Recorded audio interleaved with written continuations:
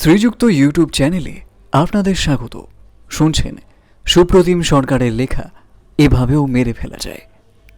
এরকম আরও গল্প শুনতে আমাদের চ্যানেলটি সাবস্ক্রাইব করুন আর আমাদের সাথে যুক্ত থাকুন। উফ, কি একটা ফুটিয়ে দিয়ে চলে গেল। পাঞ্জাবির হাদা ততক্ষণে গুটিয়ে ফেলেছেন বছর 20 যুবক। পরীক্ষা করছেন ডান হাতের উপরের দিকের ক্ষত চিহ্ন, পিন ফোটালে যেমন হয়। জানা করছে বেশ, সে বহুকাল আগের কথা। বেলা 2:30 তখন। হাওড়া স্টেশনের গড়পড়তা দুপুর দ্রুত রওনা দিচ্ছে বিকেলের দিকে। ভারী ব্যস্ত সমস্ত ভঙ্গিতে ভিড়ে হাঁসফাঁস স্টেশন চত্বর। যাত্রীদের লটবহর কাঁধে কুলিদের থোড়া সাইড দিজিয়েগা ভাই সাব। মন ভালো বা খারাপ করে দেওয়া কুঝিকঝিক রেলগাড়ি। ইঞ্জিন থেকে চুলকে ওঠা ধোঁয়া পা খেতে খেতে ঊর্ধ্বমুখী। অমুক নম্বর প্ল্যাটফর্ম থেকে তমুক ট্রেন একটু পরেই পাড়ি দেবে গন্তব্যে। ঘোষণা মিনিটে মিনিটে। সন 1933, তারিখ 26শে নভেম্বর। স্টেশনের চলতি ফিরতি ভিড়ের নজর কাটছে পাকুড়ের জমিদার বাড়ির কনিষ্ঠ পুত্র অমরেন্দ্রচন্দ্র পাণ্ডে ঘরে ফেরার আয়োজন। পাত্র মিত্র অমাত্যের দঙ্গল এসেছে স্টেশনে। ছোটোখাটো শোভাযাত্রায় বলা চলে। অমরেন্দ্রর সঙ্গে যাবেন সহোদরা বনবালা, বিশেষ ঘনিষ্ঠ কমলাপ্রসাদ পাণ্ডে, অশোক প্রকাশ মিত্র এবং আরও অনেকে এসেছেন বন্ধুকে ছাড়তে। বৈমাত্র ও দাদা বিনোয়েন্দ্র উপস্থিত। ট্রেন ছাড়বো করছে। অমরেন্দ্র বনবালাকে ঘিরে জটলা। বিদায় সম্ভাষণের পালা চলছে। হঠাৎই উল্টো দিক থেকে একটি লোক গায়ে খন্তরের ময়লা চাদর দ্রুত পায়ে হেঁটে এসে অমরেন্দ্রকে হালকা ধাক্কা দিয়ে কেউ কিছু বোঝার আগেই নিমেষে মিলিয়ে গেল ভিড়ে। আর অমরেন্দ্রর মুখ থেকে ছিটকে বেরোলো যন্ত্রণা। উফ, কি একটা ফুকিয়ে দিয়ে চলে গেল। আজ যে মামলার কথা, যখনকার কথা, পাঠক পাঠিকাদের সংখ্যাগরিষ্ঠের জন্মই হয়নি নিশ্চিত। প্রায় 85 বছর আগের ঘটনা এই মামলার বিরলতমের পর্যায়ভুক্ত। আজও আলোচিত হয় দেশে বিদেশের অপরাধমূলক লেখালেখিতে, গবেষণায়। বলা হয় one of the first cases of individual bioterrorism in modern world history. কি বাংলা হয়? জীবাণু অস্ত্রে ব্যক্তি হত্যা। জুৎসই হলো না মোটেই। না হোক, ঘটনার বিবরণে আসি, যা পড়লে মনে হতে বাধ্য এভাবেও মেরে ফেলা যায়। পাকুড় হত্যা মামলা, টালিগঞ্জ থানা, কেস নাম্বার 67, ধারা ভারতীয় দণ্ডবিধির তারিখ 17/2/34, 302/120B, খুন এবং অপরাধমূলক ষড়যন্ত্র। অনেকে শুনেছেন এই মামলার কথা, বিস্তর লেখাও হয়েছে এ নিয়ে, ইন্টারনেটেও পাবেন। তবে অধিকাংশ বিবরণেই নানা ভাষা, নানা মত, নানা অনুমান। পাকুড়ের অবস্থান ঝাড়খণ্ডের উত্তর পূর্বে সাঁওতাল পরগনায়। বহুদিন সাহেবগঞ্জ জেলার প্রশাসনিক কেন্দ্রস্থল ছিল। স্বতন্ত্র জেলার মর্যাদা মিলেছে 94। দেশের মানচিত্রে পাকুড় বিখ্যাত ব্ল্যাক স্টোনের জন্য। উত্তরে সাহেবগঞ্জ, দক্ষিণে দুমকা, পশ্চিমে গোদ্দা জেলা আর পূর্বে আমাদের মুর্শিদাবাদ, বীরভূম। প্রাক স্বাধীনতা আমলে দেশের অন্যতম ধনাঢ্য জমিদারির মালিকানা ছিল পাকুড়ের পাণ্ডে পরিবারের। সমসময়ের বংশতালিকার যেটুকু প্রয়োজন কাহিনীর স্বার্থে বলে নিই। প্রতাপেন্দ্রচন্দ্র পাণ্ডের 2 স্ত্রী ছিলেন, দুজনেই পরলোকগতা। প্রথম পক্ষের পুত্র বিনয়েন্দ্র, কন্যা কাননবালা। এক পুত্র এক কন্যা দ্বিতীয় পক্ষেও, অমরেন্দ্র আর বনবালা। প্রতাপেন্দ্র দাদা গত হয়েছেন, যার নিঃসন্তান স্ত্রী বর্তমান রানী সূর্যবতী দেবী। অমরেন্দ্রর মাতৃবিয়োগ হয়েছিল জন্মের বছর 2-এর মধ্যেই। সন্তানহীনা সূর্যবতী মাতৃস্নেহে লালন করেছিলেন শিশু অমরেন্দ্রকে। কুমার প্রতাপেন্দ্র আর রানী সূর্যবতীর মধ্যে সমান ভাগাভাগি হয়েছিল জমিদারির বিষয় সম্পত্তি। জমিদারির বার্ষিক আয় ছিল লাখখানেকের ঢের বেশি। সে যুগের নিরিখে কুবেরের বিষয় আশ্রয় পায়। প্রতাপেন্দ্র মারা গেলেন 1929-এ। অমরেন্দ্র ও বিনয়েন্দ্রের মধ্যে সম্পত্তির সমবন্টন করে গিয়েছিলেন উইলে। অমরেন্দ্র তখনও নাবালক, বছর 15-র কিশোর। স্কুলের পাঠ শেষ করবেন কিছুদিনের মধ্যে। বিনয়েন্দ্রর বয়স তখন 22। দায়িত্ব ছিল সম্পত্তি দেখাশোনার। বিনয়েন্দ্র ছিলেন ইন্দ্রিয় সুখে আচ্ছন্ন মানুষ। জীবন দর্শন সহজ। মেজাজটাই তো আসল রাজা, আমি রাজা নয়। নানাবিধ দুর্লক্ষণ ছিল মেজাজের। দিনরাতের অধিকাংশ সময় জলপথেই থাকতে পছন্দ করতেন। উদ্দাম নারী সংঘ স্বভাবগত। নিয়মিত নিশি যাপন, বালিকা বালা এবং চঞ্চলা নামে 2 রক্ষিতার সহচর্যে। প্রমোদ বিলাসে মাঝে মধ্যে পাড়ি দিতেন বোম্বাই। রূপলি পর্দার রংবাহারে বরাবরের আকর্ষণ, সংযম এবং শৃঙ্খলা দুইয়ের সঙ্গেই সম্পর্ক ত্যাগ করেছিলেন কৈশোরেই। অমরেন্দ্র ভিন্ন মেরুর বাসিন্দা। ভদ্র, নম্র, পারিবারিক মূল্যবোধে বিশ্বাসী, উচ্চ শিক্ষায় আগ্রহী, নিয়মিত শরীরচর্চাও করেন। স্বভাব গুণে প্রবল জনপ্রিয় প্রজাকুলে। ছোটবাবু বলতে অজ্ঞান পাকুড়ের আবাল বৃদ্ধ বনিতা। স্কুলের পাঠ চুকিয়ে অমরেন্দ্র ভর্তি হলেন পাটনা কলেজে। পড়াশুনোর খরচ নিয়মিত পাঠাতেও প্রায়ই গড়িমসি করতেন বিনয়েন্দ্র।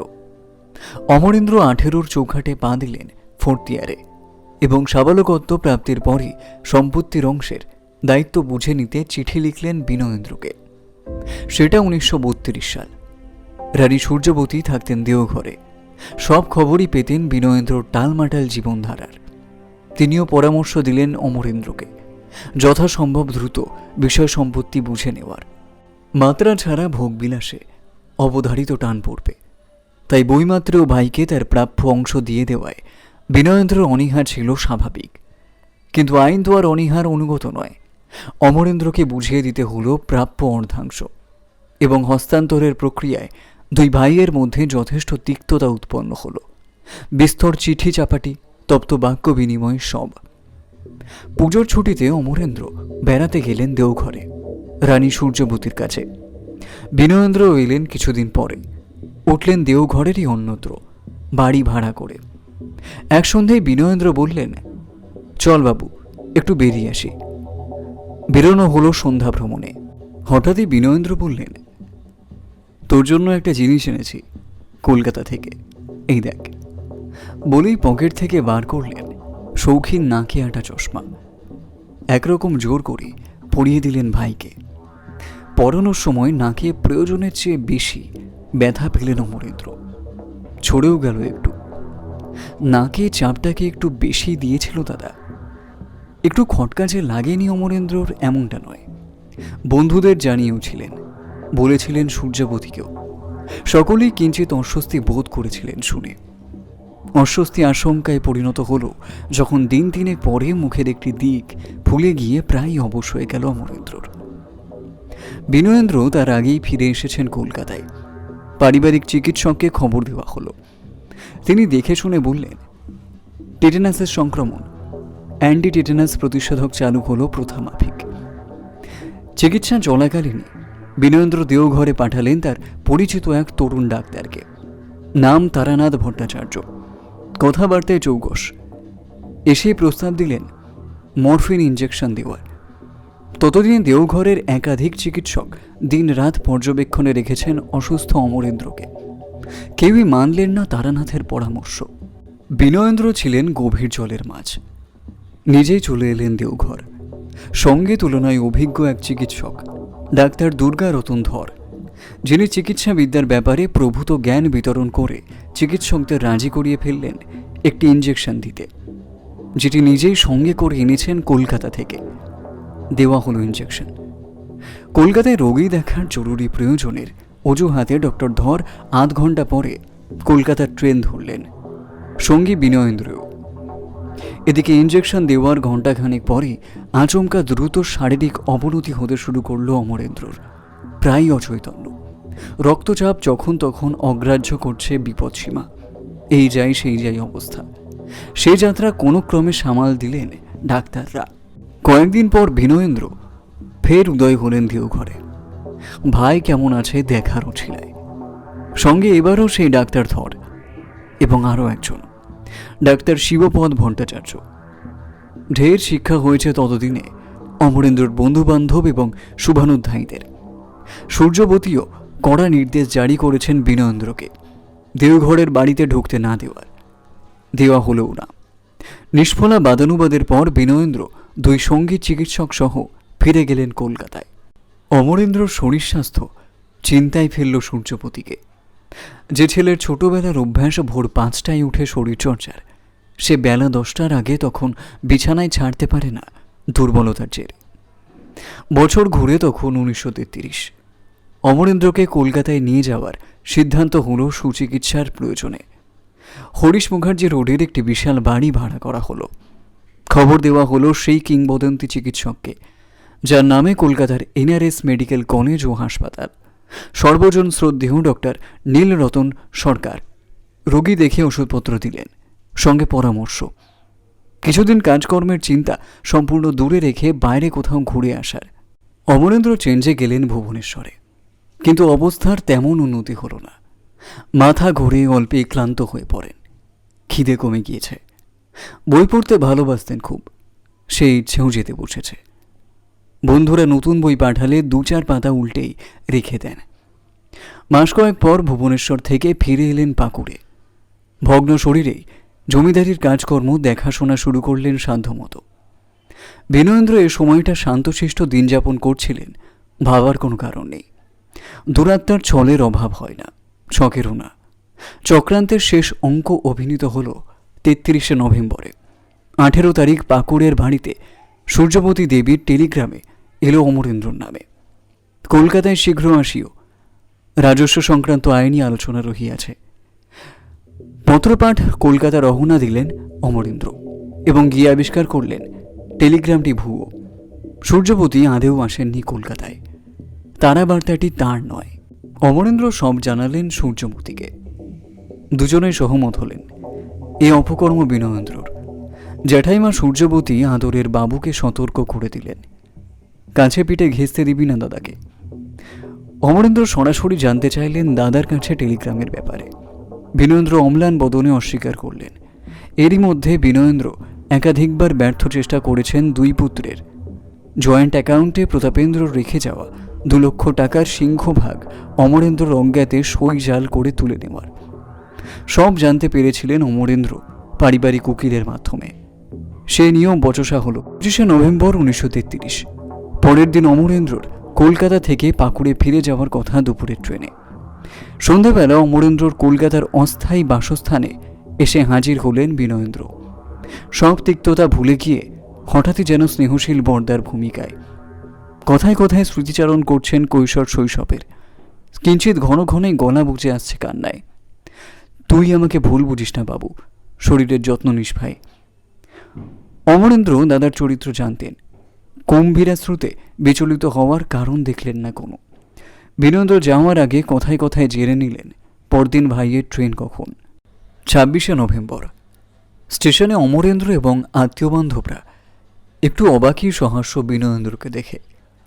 কেউ কেউ বললেনও, এই আপদ আবার এখানে কেন? অমরেন্দ্র নিরস্ত করলেন উত্তেজিত স্বজনদের। যতই কুচক্রি হন, বইমাত্রেও হলেও দাদা তো স্টেশনে এসেছেন, ওভাবে বিদায় করে দেওয়া যায় কি? এর কিছু পরে অতর্কিতে উল্টো দিক থেকে খদ্দরের চাদর মুড়ি অপরিচিতের দ্রুত ধাক্কা দিয়ে অন্তর্ধান। গাড়ি ছাড়ার পূর্ব মুহূর্তের সে ঘটনা বলেছি শুরুতে।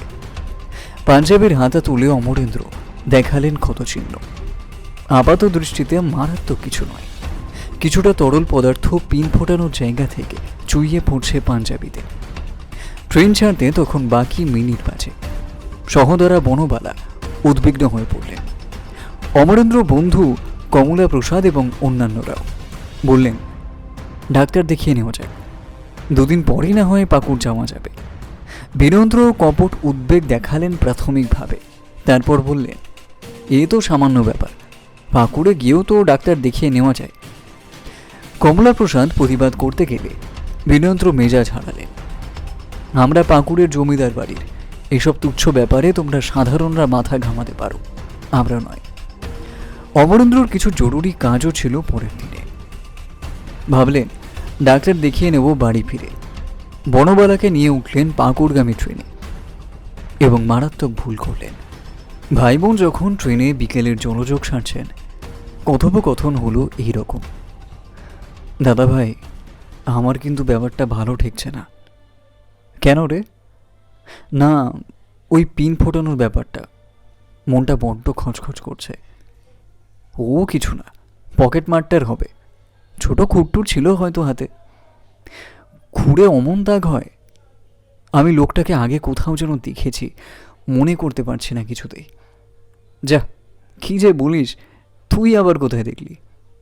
না রে, দেখেছি কোথাও, একদম এক চেহারা। চেহারাটা তো আমিও দেখলাম, বেটে মিশকালো, গায়ে খদ্দরের চাদর ছিল, পায়ে চপ্পল। দাদা ভাই, মনে পড়েছে, আমরা গত সপ্তাহে যখন পূর্ণ থিয়েটারে সিনেমা দেখতে গিয়েছিলাম, ওই লোকটা ঠিক টিকিট কাউন্টারের সামনে ঘোরাঘুরি করছিল। আরে ধুর, তোর মনের ভুল, বেশি ভাবিস না তো। বনবালার আশঙ্কা যে অমূলক ছিল না তা বোঝা গেল পরের দিন থেকেই। প্রবল অসুস্থ হয়ে পড়লেন অমরেন্দ্র। 28 তারিখ রাতে ফিরিয়ে আনা হলো কলকাতায়।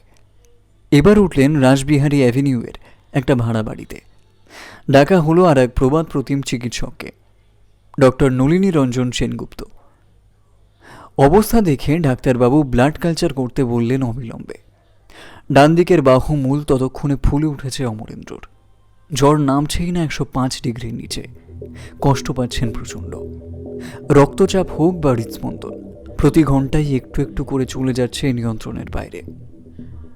3 ডিসেম্বর সন্ধ্যায় অমরেন্দ্র জ্ঞান হারালেন। 4 ডিসেম্বর সকালে প্রাণ। ব্লাড কালচারের রিপোর্ট এলো পরদিন, যার সারাংশ পড়ে স্তম্ভিত হয়ে গেলেন ডাক্তাররা। মৃতের রক্তে প্যাস্টিওরেলা পেস্টিস ব্যাকটেরিয়ার সংক্রমণ, যা শরীরে ঢুকলে প্লেগে আক্রান্ত হওয়া অনিবার্য। প্লেগের মারণ ছোবলে প্রাণনাশ অমরেন্দ্রর। সংশয়ের অবকাশ নেই তিলমাত্র। রোগ ভোগে আপাত স্বাভাবিক মৃত্যু। ময়না তদন্ত হলো না, দাহ হলো নিয়ম মাফিক। মুখাগ্নি করলেন বিনয়েন্দ্র, কেঁদে ভাসালেন। ওই কুনাট্য সহ্য করতে হলো অমরেন্দ্রর ঘনিষ্ঠদের, যাদের আগাগোড়ায় সন্দেহ ছিল বিনয়েন্দ্রর ওপর। পিন ফোটানোর ঘটনা নিশ্চয়ই বিনয়েন্দ্ররই মস্তিষ্ক প্রসূত। দৃঢ় বিশ্বাস ছিল অমরেন্দ্রর বন্ধুদের, কিন্তু প্রমাণ কই? সন্দেহের বশে তো আর কাউকে ফাঁসি কাঠে চড়ানো যায় না। স্বাস্থ্যসম্মত জীবনযাপন করা এক যুবকের অকাল মৃত্যু, তাও প্লেগে। চিন্তায় পড়ে গেলেন কলকাতার চিকিৎসক মহল। দিকপাল ডাক্তাররা শেষ সময় চিকিৎসা করেছিলেন, কথা বলেছিলেন অমরেন্দ্রর আত্মীয় বন্ধুদের সঙ্গে, নথিবন্দি করেছিলেন দিন কয়েক আগের পিন ফোটানোর ঘটনা এবং পরবর্তী সময়ে রোগ লক্ষণ। গোলমাল আছে কিছু, চিকিৎসক দল আন্দাজ করেছিলেন দীর্ঘদিনের অভিজ্ঞতায়।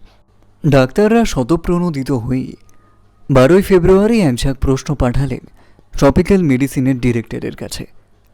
প্লেগের ব্যাসিলিকি হাইপোডার্মিক নিডেলের মাধ্যমে শরীরে প্রবেশ করানো যায়, গেলে কত পরিমাণে? যতটা যায় ততটা কি প্লেগে আক্রান্ত হয়ে মৃত্যুর জন্য যথেষ্ট? এছাড়া আরও বেশ কিছু টেকনিক্যাল খুঁটিনাটি। বিস্তারিত উত্তর এলো 4 দিন পর, 16 তারিখ। বলা হলো এই মৃত্যু অস্বাভাবিক, ব্যাকটেরিয়ার সংক্রমণ ঘটানো হয়েছে। স্বাভাবিক নিয়মে এই জিনিস ঘটেনি, অতএব হোমিসাইডাল ডেথ, খুন। এবং যে ব্যাসিলি ঘটিত মৃত্যু তা কলকাতায় পাওয়া যায় না, একমাত্র বোম্বাইতেই মেলে হ্যাফকিন ইনস্টিটিউটে। অমরেন্দ্রর বন্ধুরা কিন্তু হাল ছাড়েননি দাহকার্য সাঙ্গ হওয়ার পরও। ট্রপিক্যালের রিপোর্ট আসার 1 মাস আগে ঘটনার সবিস্তার বিবরণ সমেত কলকাতা পুলিশের গোয়েন্দা দপ্তরের কর্তাদের সঙ্গে দেখা করেছিলেন। সঙ্গে ছিলেন পাকুড় জমিদার বাড়ির পারিবারিক উকিল। অভিযোগ দায়ের করার মতো নথিপত্র ছিল না হাতে, তাই কেস নথিবদ্ধ করা হয়নি তখন। কিন্তু পুলিশের গোপন অনুসন্ধান এবং নজরদারি চালু হয়েছিল বিনয়েন্দ্র এবং তারানাথের গতিবিধির উপর। গোয়েন্দারা নিয়মিত যোগাযোগ রাখছিলেন প্রাক মৃত্যু চিকিৎসা যারা করেছিলেন সেই ডাক্তারদের সঙ্গে। অলিখিত তদন্ত একরকম শুরুই হয়ে গিয়েছিল। 16 ফেব্রুয়ারি ট্রপিক্যাল মেডিসিনের রিপোর্ট আসা মাত্রই কমলা প্রসাদ টালিগঞ্জ থানায় অভিযোগ দায়ের করলেন।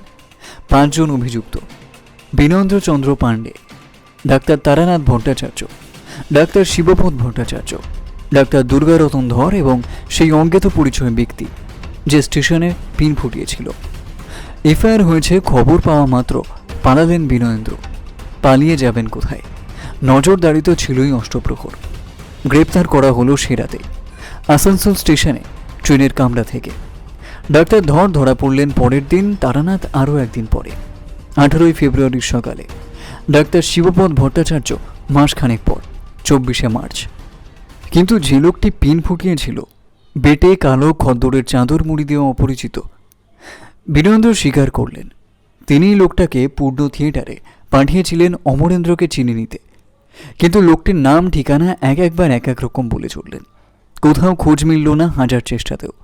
ছবি টবি আঁকিয়ে সর্বত্র ছড়িয়ে দেওয়ার পরেও না। দুটো সম্ভাবনা ছিল।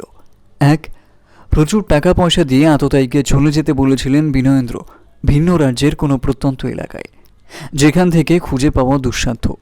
দুই, ঘটনার পর বিনয়েন্দ্রই লোক লাগিয়ে পৃথিবী থেকে সরিয়ে দিয়েছিলেন আততায়ীকে, যাতে ভবিষ্যতে ব্ল্যাকমেলের আশঙ্কাও নির্মূল করে দেওয়া যায় চিরতরে। দ্বিতীয়টাই সম্ভবত হয়েছিল, ধারণা হয়েছিল তদন্তকারীদের। জিজ্ঞাসাবাদে অমরেন্দ্র হত্যার পরিকল্পনা যা জানা গেল, তা ঘোর লজ্জায় ফেলে দেবে যে কোনো রুদ্ধশ্বাস গোয়েন্দা কাহিনীকে। ভাবুন একবার, প্রায় 1 শতক আগে স্থির মস্তিষ্কে 1 বছর 30-এর যুবক ব্যাকটেরিয়ার সংক্রমণ ঘটিয়ে ভাইকে খুনের প্ল্যান করছে। শরদিন্দু উপন্যাসে সাইকেল থেকে নিক্ষিপ্ত গ্রামোফোন পিন বা সজারুর কাঁটা দিয়ে খুনের কাহিনী বহু পঠিত। বাস্তবের বিনয়েন্দ্রর কুকর্মের অভিনবত্ব তুলনায় ঢের বেশি কূটবুদ্ধির, সন্দেহ নেই কোনো। সম্পত্তির ন্যায্যপ্রাপ্য অমরেন্দ্র দাবি করার দিন থেকেই বিনয়েন্দ্র ঘটি সাজাতে শুরু করেন ভাইকে পৃথিবী থেকে সরিয়ে দেওয়ার। নাকে একটা চশমার মাধ্যমে টিটেনাস সংক্রমণের চেষ্টা যখন ব্যর্থ হলো, তখন আরও প্রাণঘাতী কিছু সন্ধানে মনোযোগী হলেন বিনয়েন্দ্র। ষড়যন্ত্রে শরিক হলেন তারানাথ, যিনি আদপের ডাক্তারই নন। কর্নওয়ালিস স্ট্রিটে কলকাতা মেডিকেল সাপ্লাই কনসার্ন নামে এক ল্যাবরেটরিতে রিসার্চ অ্যাসিস্ট্যান্ট হিসেবে কাজ করতেন। সেই সুবাদে অসুখ বিসুখ সম্পর্কে মোটামুটি ধারণা হয়েছিল। তারানাথই বুদ্ধি দিলেন ঘাতক হিসেবে প্লেগ অব্যর্থ। কিন্তু ভাবলেই তো হলো না, প্রয়োগের উপায়। তার চেয়েও জরুরি, প্লেগের ব্যাসিলি পাওয়া যাবে কোথা থেকে, কে দেবে। বোম্বাইয়ের হফকিন ইনস্টিটিউটের গবেষণাগারের শরণাপন্ন হওয়ার সিদ্ধান্ত হলো। Haffkine institute for training, research and testing স্থাপিত হয়েছিল 1899 সালে বোম্বাইয়ের পাড়েল অঞ্চলে। প্রতিষ্ঠাতা ডক্টর ওয়াল্ডিমার মর্ডিকাল হফকিন শুরুতে নাম রেখেছিলেন plague research laboratory. Taranath Telegram করে ইনস্টিটিউটে জানালেন তার ট্রপিক্যাল মেডিসিনের ডিপ্লোমা রয়েছে, ব্যাকটেরিয়া বাহিত রোগ নিয়ে গবেষণা করছেন, প্লেগ ব্যাসিলি প্রয়োজন। ইনস্টিটিউট উত্তরে জানালো কলকাতার সার্জন জেনারেলের সুপারিশ পাঠালে বিবেচনা করে দেখা হবে আরজি। কিন্তু কে দেবে অজ্ঞাত কুলশীল তারানাথকে এই মহার্ঘ সুপারিশপত্র, আর কেনই বা দেবে? তাহলে ডক্টর শিবপদ ভট্টাচার্য ডক্টর দুর্গারতন ধরের সঙ্গে ফের যোগাযোগ করলেন বিনয়েন্দ্র তারানাথ। যথেষ্ট অর্থের প্রতিশ্রুতির বিনিময়ে 2 চিকিৎসকও যোগ দিলেন প্লেগ পরিকল্পনায়। ডক্টর ভট্টাচার্য দীর্ঘ সুপারিশ পাঠালেন তারানাথের হয়ে। উত্তর এলো নেতিবাচক। বিনয়েন্দ্র তবুও দম্য। একাধিকবার বোম্বাই গেলেন, সরকারিভাবে সুবিধা করতে পারলেন না। মরিয়া চেষ্টায় ইনস্টিটিউটের 2 ডাক্তারকে বিপুল অঙ্কের টাকার প্রলোভন দেখালেন লাগাতার। বিলাসবহুল সি ভিউ হোটেলে ব্যবস্থা করলেন যথেচ্ছ বিনোদনের, দিনের পর দিন। 2 ডাক্তারের প্রলোভনে নতি স্বীকার করলেন শেষমেশ, কিন্তু লিখিত প্রমাণ রাখলেন না। সম্পূর্ণ বেসরকারিভাবে বিনয়েন্দ্র তারানাথের কাছে পৌঁছল লাইভ প্লেগ কালচারের ফাইল। সেটা 7 জুলাই 1933। তারানাথকে সুযোগ করে দেওয়া হলো বোম্বাইয়ের প্লেগ হসপিটালে ব্যাকটেরিওলজিস্ট পরিচয়ে পরীক্ষা নিরীক্ষার। সাদা ইঁদুরের ওপর ব্যাকটেরিয়া বিষ প্রয়োগ করে নিশ্চিত হলেন তারানাথ। এরপর যা ঘটেছিল লিখেছি আগেই। 20 বছরের যুবকের দেহে প্লেগ ব্যাসিলি ঢুকিয়ে বিরলতম হত্যা, যা হইচই ফেলে দিয়েছিল আসমুদ্র হিমাচলে। কলকাতা পুলিশের গোয়েন্দা দপ্তর দাবি করায় যাক অসামান্য তদন্ত করেছিল, যা মুক্ত কণ্ঠে তারিফ করেছিলেন জজ সাহেব তার রায়ে। তদন্তকারী অফিসার শুরুর দিকে ছিলেন সাব ইন্সপেক্টর শরৎচন্দ্র মিত্র, পরে ইন্সপেক্টর এম.এল. রহমান। আততায়ীকে খুঁজে পাওয়ার চেষ্টা ব্যর্থ। অদূর বা সুদূর ভবিষ্যতে পাওয়ার সম্ভাবনাও প্রায় শূন্য। এমন অবস্থায় বাকি ষড়যন্ত্রকারীদের শাস্তিদান নিশ্চিত করতে ভরসা শুধু অকাট্য যুক্তিতে মোটিভকে প্রমাণ করা এবং পারিপার্শ্বিক প্রমাণের জালটি এমনভাবে বোনা যাতে ঘটনা পরম্পরার গতিপথ দিনের আলোর মতো পরিষ্কার হয়ে যায়। এ কাজ যে কি ভীষণ কষ্টসাধ্য সে তদন্তকারী অফিসাররাই শুধু জানেন। মোটিভের অংশটি অবশ্য সহজসাধ্যই ছিল। অমরেন্দ্রর মৃত্যুতে বিনয়েন্দ্র যে লাভবান হতেন সেটা তো জলবত্তরলং ছিল। পারিপার্শ্বিক প্রমাণ একত্রিত করার দুরূহ কাজটি সুসম্পন্ন করতে প্রাণপাত করেছিলেন কলকাতার গোয়েন্দারা। বিনয়েন্দ্রর বোম্বাই যাত্রার দিনপঞ্জি এবং হোটেলবাসের প্রতিটি নথি জোগাড়, রেজিস্টারের হস্তাক্ষরের সঙ্গে অভিযুক্তের হস্তাক্ষর মিলানো, হফকিন ইনস্টিটিউটে যাতায়াতের প্রমাণ সংগ্রহ, তারানাথের টেলিগ্রাম এবং ডক্টর ভট্টাচার্যের সুপারিশপত্র, যে দোকান থেকে ইঁদুর কেনা হয়েছিল সেটি খুঁজে বের করে মালিকের জবানবন্দি, যে ট্যাক্সিতে করে বোম্বাইয়ের প্লেগ হসপিটালে পৌঁছেছিলেন তারানাথ সেটিকে খুঁজে বের করা, পুঙ্খানুপুঙ্খ এমন আরও কত কি, লিখলে তালিকা শেষই হবে না। বোম্বাইয়ের পুলিশ কমিশনার হাত বাড়িয়ে দিয়েছিলেন দৌড়ার সাহায্যের। নিয়মিত কলকাতার নগরপালের সঙ্গে আলোচনা করতেন তদন্তের অগ্রগতি নিয়ে। বিচার পর্বে অঢেল অর্থ ব্যয় করবেন বিনয়েন্দ্র প্রত্যাশিতই ছিল, লাভ হয়নি যদিও। নিম্ন আদালত ফাঁসির আদেশ দেয় বিনয়েন্দ্র ও তারানাথকে। মুক্তি দেওয়া হয় ডক্টর ধর এবং ডক্টর ভট্টাচার্যকে। উচ্চ আদালতে আপিল পেশ হয় যথানিয়মে। ফাঁসির আদেশ কমে সাজা হয় কালাপানির, যাবজ্জীবন দ্বীপান্তর। বিচারক লেখেন রায়ে, probably unique in the annals of crime. মামলার নথিপত্রে লিপিবদ্ধ রয়েছে খুনের প্রস্তুতি পর্বে তারানাথকে ষড়যন্ত্রী আশ্বাস বিনয়েন্দ্রর। কেউ জানবে না কে পিন ফুটিয়েছিল। খুনি না পেলে পুলিশ কাজকলা করবে, সহজ হিসেব। সহজ সহজ আর থাকলো কই, প্রেক্ষিত আলাদা, ব্যঞ্জনাও বহুমাত্রিক। তবু এ কাহিনীর উপসংহারে শঙ্খ ঘোষের কবিতার লাইন ঝলকে ওঠে স্বতঃস্ফূর্ত। এ কথা খুব সহজ, কিন্তু কে না জানে সহজ কথা ঠিক ততটা সহজ নয়। শুনছিলেন সুপ্রতিম সরকারের লেখা এভাবেও মেরে ফেলা যায়। এরকম আরও গল্প শুনতে আমাদের চ্যানেলটি সাবস্ক্রাইব করুন।